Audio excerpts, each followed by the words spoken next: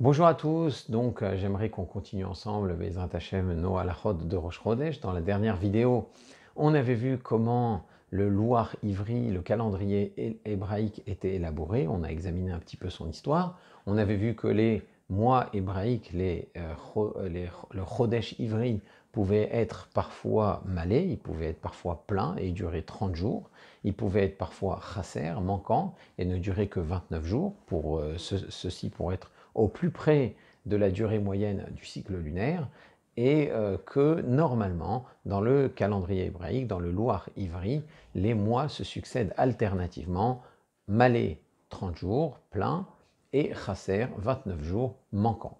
On avait vu qu'il y avait deux mois qui faisaient exception, qui étaient les mois de Cheshvan et de Kislev, qui pouvaient être tantôt les deux malais, les deux pleins, et durer 30 jours tous les deux, et où ils pouvaient être aussi tous les deux chasser, les deux manquants, et ne durer que 29 jours tous les deux, ou correspondre à la règle générale, et alternativement être chasser pour le mois de Cheshvan et malais pour le mois de Kislev. Et en fonction de cela, l'année est soit méléa, pleine, quand ces deux mois sont pleins, ou elle est chassera, manquante, quand ces deux mois sont manquants, ne durent que 29 jours, ou bien Kessidran, quand même ces mois suivent la règle générale. À part cela, bien sûr, il y a d'autres variations dans l'année. Une année peut avoir aussi 13 mois, on dit alors que l'année est Merouberet. Et si vous voulez avoir d'autres détails dans la façon dont on fixe le calendrier hébraïque, le Louar Haïvri, je vous encourage à étudier dans les mots le Siman Taf Kafret, le chapitre 428 du Shulchan Aruch, où les détails de ces règles y sont exposés. Alors je vous encourage à le lire dans le texte, dans les mots, c'est la meilleure façon de comprendre le sujet. Un autre point qu'on avait vu, c'est que quand le mois dure 30 jours, à ce moment-là, le Rosh Chodesh du mois suivant va en durer deux. Le premier jour de Rosh Chodesh, c'est le 30e de ce mois, et le deuxième jour de Rosh Chodesh, c'est le premier du mois suivant. Et quand le mois ne dure que 29 jours, à ce moment-là, le Rosh Chodesh ne dure qu'un jour, et c'est le premier jour du mois suivant. Le jour de Rosh Chodesh, il compte dans la Torah parmi les jours où on offre des sacrifices de Moussaf. C'est un jour de fête, c'est une solennité, c'est un moed, et on y sonnait dans les trompettes, dans les chatzrotzrot. D'ailleurs, on voit que déjà à l'époque des Nevi'im, déjà à l'époque des Nevi'im, puisque c'est un jour de Moed qui est mentionné dans la Torah, on comprend pourquoi, à l'époque des Nevi'im, le jour de Rosh Chodesh, c'était un jour où on prenait de grands repas, des repas de fête. Le roi Shaoul offrait à sa cour, chaque jour de Rosh Chodesh, un grand repas, et il avait ses convives, ces gens importants qui devaient y être présents. D'ailleurs, quand le jour de Rosh Chodesh tombe le lendemain de Shabbat, alors la Haftara, le passage de prophète qui est lu après la lecture de la Torah, correspond au passage de Machar Chodesh, où on y lit que David va faire exprès de manquer au banquet, de s'absenter du banquet du roi Shaoul pour vérifier à l'aide de son ami Jonathan, le fils du roi Shaoul, pour vérifier si le roi Shaoul a de l'animosité à son égard ou s'il est bien disposé à son égard. Donc on voit en tout cas qu'à l'époque aussi, le Rosh Chodesh pouvait durer 2 jours et qu'on y prenait de bons repas. On y prenait de bons repas, des repas améliorés, des repas festifs. Alors même si c'est une mitzvah de prendre des repas festifs le jour de Rosh Chodesh, ce n'est pas obligatoire. C'est une bonne chose si on peut améliorer un petit peu l'ordinaire à cette occasion-là. Il est permis de travailler le jour de Rosh Chodesh. On aurait pu penser que du fait de sa solennité, du fait que c'est appelé un jour de Moed, alors on aurait dû le considérer comme un jour de Chol HaMoed, mais dans le Pirkei des Rabbi Eliezer, donc des Braïtot, des enseignements du Tana Rabbi Eliezer Hagadol, eh bien, on explique que les 12 Shvatim, les 12 tribus, ont fauté lors de l'épisode du Egel Hazav, du veau d'or. Et étant donné qu'ils ont fauté lors de l'épisode du Egel Hazav, le jour de Rosh Chodesh a perdu un petit peu de sa Gdusha, et donc il n'a plus l'importance qu'il aurait dû avoir, il aurait dû être comme un Chol HaMoed, effectivement, mais on a perdu de cette Gdusha, de cette sainteté. Seules les femmes, qui elles, n'ont pas fauté lors du Egel Zahav, elles n'ont pas voulu participé à la fabrication du veau d'or. Elles n'ont pas voulu donner de leurs bijoux. Les hommes ont dû donner leurs propres bijoux pour fabriquer le Hegel Hazav et n'ont pas pu prendre ceux de leurs femmes. Eh bien, seules les femmes, donc, qui, elles, n'ont pas fauté, ont conservé cette habitude de ne pas travailler le jour de Rosh Chodesh.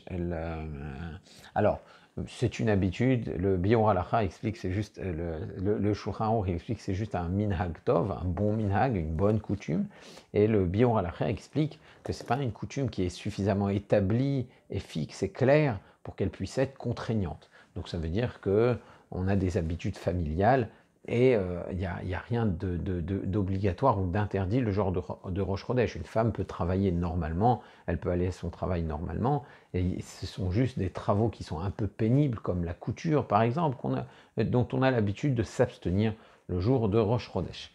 Donc, le Shabbat qui précède Rosh Chodesh, comme on l'a dit, si Rosh Chodesh tombe le lendemain, on dira une haftara qui s'appelle Macha Chodesh, et si Rosh Chodesh tombe simplement dans la semaine, donc la haftara reste la haftara courante, la haftara qui correspond à la paracha de cette semaine, mais on annonce le Rosh Chodesh le Rosh Chodesh à venir. On dit à ce moment-là que c'est un Shabbat Mevarchim et Chodesh, c'est un Shabbat où on va annoncer, on va bénir le mois qui va arriver, en souhaitant bien sûr, en priant pour que ce mois soit un mois de bonnes nouvelles, un mois de pluie en leur temps, un mois avec des bénédictions, un mois de délivrance pour le peuple d'Israël. Alors, au moment de l'annonce du Rosh Chodesh, de Mevarchim et Chodesh, à ce moment-là, on a l'habitude de se lever, et c'est une habitude qui vient du Kiddush HaChodesh qui se faisait dans le Grand Sanhédrin. Le Grand Sanhédrin était celui qui sanctifiait le nouveau mois, et ça devait se faire en grande pompe. On se levait, comme c'est décrit dans la Mishnah de Rosh Hashanah, que je vous invite aussi à étudier dans les mots, on se levait, et les Dayanim du Sanhédrin, les juges du Sanhédrin, disaient « Mekoudash, Mekoudash ». Eh bien, en souvenir de ce que faisaient les Dayanim du Sanhédrin à Yerushalayim pour déclarer le nouveau mois, au Beth Knesset, on se lève pour annoncer le mois à venir. Alors bien sûr, ce n'est pas la même chose. Nous, nos mois sont déjà fixés à l'avance par le louar, par le calendrier, mais néanmoins, en souvenir de ce qui se faisait au Sanhédrin à Yerushalayim, on se lève pour annoncer le nouveau mois. Alors c'est une bonne chose. Beaucoup de poskim encouragent à cette occasion à annoncer non seulement le jour de Rosh Chodesh ou les jours de Rosh Chodesh s'il y en a deux, mais aussi à préciser le moment du Molad. Le Molad, c'est le moment où la nouvelle lune sera visible. Alors on a des dates, en général les calendriers qui sont bien faits, ils vous mentionnent l'heure du Molad, l'heure exacte avec le nombre de minutes et de Chalakim. Je vous rappelle qu'un Chelek, c'est une part sur 1080 d'une heure. Donc oui, c'est une fraction minute, ça dure quelques secondes. Et donc normalement, les bons calendriers vous donnent pour chaque mois l'heure du Molad au Chelek près. Et le dire, c'est une bonne chose, même si ce n'est pas obligatoire, et la coutume n'était pas répandue en Afrique du Nord. Mais bon, dans le monde des yeshivot, ça se fait, et c'est une bonne coutume, c'est un bon minhag. Alors, le jour de Rosh Chodesh, et c'est mentionné dans les tfilotes du Moussaf, c'est un jour de kapara, un jour de pardon. On y apportait un sérir, un bouc de khatat, un bouc expiatoire, qui est mentionné dans la tfila de Moussaf, encore une fois. Alors, pour que la kapara de Rosh Chodesh soit entière, il y avait une habitude de s'y préparer. Il est bon de s'y préparer normalement, notamment la préparation dite traditionnelle, c'est de jeûner la veille de Rosh Chodesh. De la même façon que le Yom Kippour apporte chaque année un pardon pour toute l'année passée, pour l'année précédente, eh bien, la veille de Rosh Chodesh, puisque le jour de Rosh Chodesh, on ne peut pas jeûner, c'est un jour de Moed, c'est un jour de solennité, la veille de Rosh Chodesh, qui est la préparation au Rosh Chodesh, est appelée Yom Kippour Katan. Alors de nos jours, l'habitude de jeûner, elle est assez peu répandue, elle est même peu encouragée. Hein. On n'encourage pas les jeunes parce que ça peut poser des problèmes si on travaille moins bien, on a un patron, ça peut poser un problème surtout si on est enseignant, on a ou des responsabilités communautaires, alors on fait ce qu'on appelle moins bien Melechet Shamaim, on a des devoirs vis-à-vis d'un tzibour, on doit être en bonne forme pour le faire, donc l'habitude de jeûner, elle est peu encouragée, à part pour quelqu'un qui se sent vraiment capable et qui peut bien le vivre. Donc, pour le grand public, il est préférable de rajouter de l'étude et de la tzedaka la veille de Rosh Chodesh pour marquer le coup et que ce soit une préparation à la kapara, au pardon que chaque Rosh Chodesh apporte de toute façon, de façon intrinsèque, donc puisqu'il est censé être le moment d'un renouvellement, d'un changement, et c'est bien entendu surtout la teshuva et la remise en question qui apporte véritablement la kapara. Disons que le Rosh Chodesh, c'est une occasion pour que cette remise en question se fasse de façon un peu plus profonde. Le Rosh Chodesh doit être rappelé dans la Tfila, on doit le mentionner,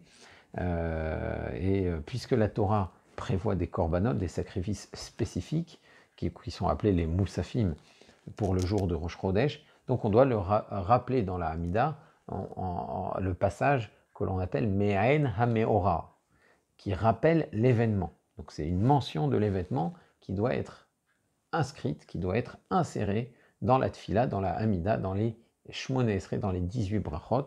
On en dit une 19e de nos jours, bien sûr.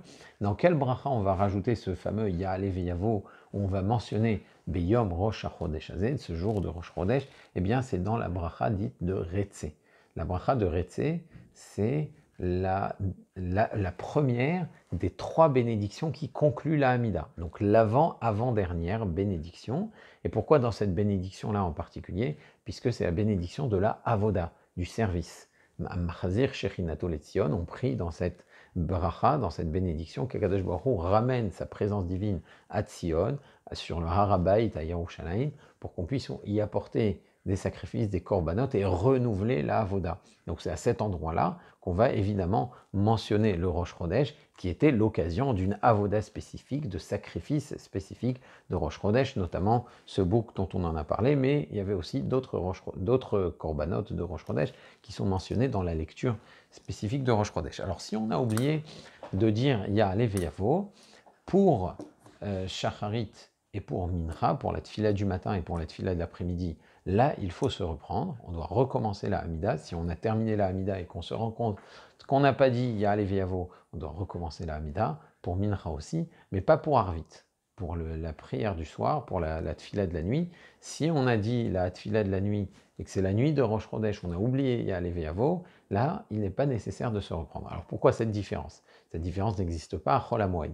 À Chol HaMoed, on doit se reprendre, que ce soit Arvit, Shacharit ou Mincha. Alors pourquoi pour les tfilotes de Rosh Chodesh, si on oublie Ya'aleh Ve'yavo, pour le soir, ça ne pose pas de problème. C'est pas que ça pose pas de problème, mais en tout cas, c'est pas éliminatoire. Et pour Shacharit et pour Mincha, c'est éliminatoire. Et bien là aussi, ça vient de ce qui se faisait au Grand Sanhédrin au moment où on sanctifiait le Rosh Chodesh. On ne sanctifie le Rosh Chodesh qu'en journée. Donc les tfilotes de Shacharit et de Mincha, qui sont des tfilotes de la journée, elles sont des moments où le Grand Sanhédrin pouvait sanctifier le mois. Et par conséquent, de facto, le mois que nous sanctifions à l'avance par le louar, grâce au calendrier, il est déjà sanctifié, si on peut dire. Le Sanhédrin le sanctifie véritablement, les a sanctifiés véritablement à partir de Shacharit, à partir du matin de Rosh Chodesh. Mais la nuit, à l'époque du Sanhédrin, il n'y avait pas de sanctification du nouveau mois. On ne pouvait pas déclarer le nouveau mois la nuit, même si la lune était déjà visible par le Sanhédrin et qu'il avait toutes les informations nécessaires pour pouvoir déclarer le nouveau mois Mekoudash, sanctifié. Il ne le sanctifierait que le lendemain matin, donc le lendemain matin de la nuit de Rosh Chodesh, ou même s'ils avaient déjà vu la lune. Par conséquent, de la même manière, nous, quand on prie notre tfila de Harvit de Rosh Chodesh, même si nous, on connaît le Rosh Chodesh à l'avance, donc on a déjà normalement mentionné Ya'aleh Ve'yavo, étant donné que le Grand Sanhédrin, lui, n'aurait pas sanctifié le Rosh Chodesh à ce moment-là, parce que c'est encore la nuit, eh bien la mention de Ya'aleh Ve'yavo n'est pas éliminatoire. Elle doit se faire, on doit mentionner Ya'aleh Ve'yavo, mais ça n'oblige pas à recommencer à la Hamida quand on l'a oublié. En revanche, pour Shacharit et pour Mincha, pour la tfila du matin et de l'après-midi, qui sont des moments où le Sanhédrin aurait pu déjà sanctifier le nouveau mois, eh bien à ce moment-là, si on a oublié Ya'aleh Ve'yavo, c'est éliminatoire, puisque pour nous, encore une fois, c'est sanctifié à l'avance et c'est déjà fait. Donc, à ce moment-là, si on a oublié Ya'aleh Ve'yavo, on doit se reprendre. Alors, si on se rend compte qu'on a oublié Ya'aleh V'yavo, mais qu'on n'a pas terminé la Hamida, on n'a pas terminé le deuxième Yehiou Leratson, on ne se reprendra qu'à partir de la bracha de Retse. On ne reprend toute la Hamida que si on a terminé toute la Hamida et qu'on a déjà dit la deuxième fois Yehiou Leratsonim Refi Ve'egiol Imfanecha Ve'egiol Libi Lefanecha Donai Tsuri Ve'voali. Si maintenant on est encore dans la bracha de Retse et qu'on n'a pas encore dit le nom d'Hachem, là aussi on reprend au début de Retse, on dit Ya'aleh V'yavo. Si on a déjà dit le nom d'Hachem, eh bien à ce moment-là on doit dire la Medeni Chukera pour ne pas dire la bénédiction et reprendre la bracha à son début et dire Retse. C'est quoi ce stratagème de la Medeni Chukera? Eh bien, il y a un passou qui a un verset dans les Tehillim, dans les psaumes, qui est Baruch Ata Adonai, la Medeni Chukera. Béni sois-tu Hachem qui m'enseigne tes lois, qui m'enseigne tes décrets. C'est un passouk, c'est un verset, c'est pas une bénédiction. Alors que c'est absolument interdit de dire une bracha, une bénédiction pour rien avec le nom d'Hachem, dire un passouk, c'est permis. Alors là, comme on a déjà dit le nom d'Hachem, Baruch Ata Hachem, si on dit Amachazir Shechinato Letzion, on aura dit une bénédiction en vain, une bénédiction pour rien, puisque la mention de Rosh Chodesh est éliminatoire. Or là, je me rends compte que je n'ai pas mentionné Ya'aleh V'yavo. Alors qu'est-ce que je dois faire? Eh bien, il vaut mieux que je m'interrompe en disant un pasouk qui n'a rien à voir avec la Hamida, Baruch Ata Hachem. Ah, j'ai oublié Ya'aleh V'yavo. Et la Medeni Chukera, donc j'ai dit un pasouk, un verset de Tehillim, Baruch Ata Hachem la Medeni Chukera, et ma bracha de Retse, je ne l'ai pas complétée. Donc je peux la reprendre et au moins j'aurais évité de dire une bénédiction en vain. Donc voilà pour le Ya'aleh V'yavo de la Hamida. Maintenant, de la même façon qu'on doit rappeler le Ya'aleh V'yavo dans la Hamida, on doit le rappeler aussi dans le Birkat Hamazon. Alors la différence entre la Hamida et le Birkat Hamazon, c'est que dans le Birkat Hamazon, la mention de Ya'aleh V'yavo n'est pas éliminatoire. Si on a oublié Ya'aleh V'yavo de Rosh Chodesh dans le Birkat Hamazon, ce n'est pas grave. Alors, pour Shabbat, c'est un peu différent. La mention de Retse dans le Birkat Hamazon est éliminatoire. Si on a oublié Retse Shabbat, on doit recommencer le Birkat Hamazon. Là aussi, la question se pose, pourquoi pour Shabbat, quand j'ai oublié Retse, je dois recommencer le Birkat Hamazon? Et pourquoi pour Rosh Chodesh, pour le nouveau mois, quand j'ai oublié Ya'aleh V'yavo, je ne dois pas recommencer le Birkat Hamazon? Eh bien, cette différence vient du fait que le Shabbat impose des repas de pain. Je dis Birkat Hamazon parce que j'ai pris mon repas de Shabbat, un repas qui est obligatoire. C'est fait partie de Vekarata la Shabbat Oneg. Étant donné que le repas est obligatoire, la mention de Shabbat y est éliminatoire.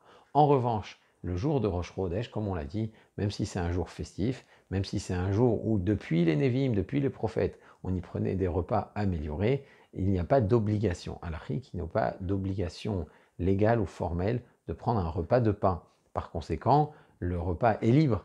Et si j'ai dit Ya'aleh V'yavo, tant mieux, mais si je n'ai pas dit, ce n'est pas éliminatoire parce que le Rosh Chodesh n'a pas rendu ce repas obligatoire. Donc il n'est pas lié, ce repas et ce Birkat Hamazon qui est lié au repas n'est pas lié intrinsèquement au Rosh Chodesh. J'aurais pris ce repas même si ce n'était pas Rosh Chodesh. C'est pas le Rosh Chodesh qui a conduit à ce repas. Alors qu'est-ce qui se passe si on a commencé un repas en semaine et que la nuit tombe et c'est la nuit de Rosh Chodesh? Est-ce que je vais mentionner Ya'aleh V'yavo? Eh bien, ou inversement, j'ai commencé un repas pendant Rosh Chodesh et la nuit est tombée et le lendemain ce n'est plus Rosh Chodesh. Est-ce que je dois mentionner Ya'aleh V'yavo? Ce que tranche le Shulchan Aruch, même s'il y a quelques désaccords, il y a quelques poskim qui ne sont pas d'accord avec cela, c'est qu'on suit le début du repas. Si j'ai commencé à prendre mon repas pendant Rosh Chodesh, l'essentiel de mon repas a été pris pendant Rosh Chodesh. Même si mon Birkat Hamazon, je le dis la nuit d'après, où ce n'est déjà plus Rosh Chodesh, on est déjà le jour suivant. Je vous rappelle que dans le Louar, dans le calendrier hébraïque, les nuits commencent le soir. Eh bien, étant donné que le début de mon repas c'était pendant Rosh Chodesh, alors le Birkat Hamazon devra porter la mention de Ya'aleh V'yavo, encore une fois, une mention qui n'est pas éliminatoire, qui n'oblige pas à recommencer.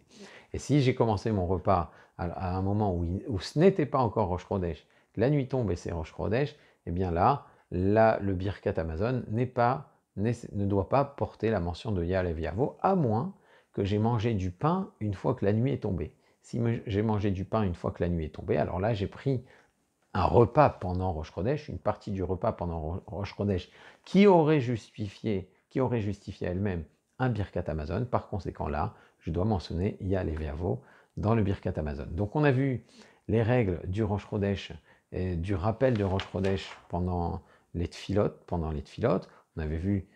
a vu que c'était un jour un peu spécial qui demandait certains repas. Bezrat Hashem, dans la prochaine vidéo, on terminera le déroulé de quelques tfilot de Rosh Chodesh et j'espère qu'on pourra y aborder la notion de Birkat Alvana, la bracha de la nouvelle lune. D'ici là, si vous avez des questions, posez-les sur le fil de la discussion, n'hésitez pas. Et je vous dis à très bientôt. Au revoir.